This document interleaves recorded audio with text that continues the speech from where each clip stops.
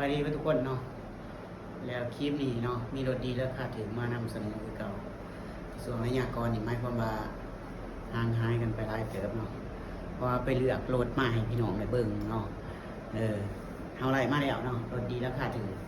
เฮาเน้นจักเนาะเฮาเลือกมาต้องเน้นจักสภาพภายนอกเล็กๆน้อยๆก็อย่าแต่ว่าเน้นสภาพลอยของจักมันออกมาเบิ่งกันเด้ออันนี้เป็นสีแดงเด้อพี่น้องเด้อเป็นสีแดงปี2018 19แล้วรถคันนี้เนาะ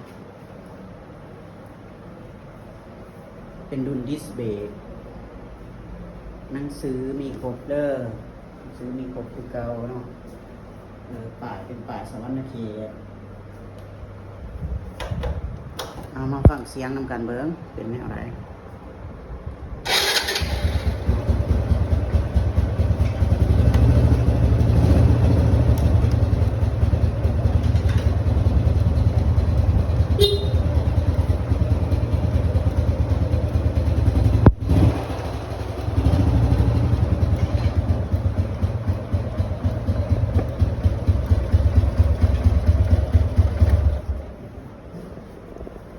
ถือว่าฟื้นไฟอะไรครบเนาะ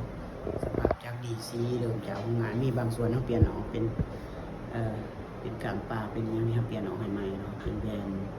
เพราะว่ามันยังงามปานใดนะในทักทายสบายทักทายสบายดีเลยเนาะเลยรถอยู่ปากเสียงเก่าเนาะเอาตามเบอร์หรือว่าเฟซติดต่อมาทางเมืองก่อนไหลเนาะเขาสื่อเป็นอย่างนั้นก็ใจ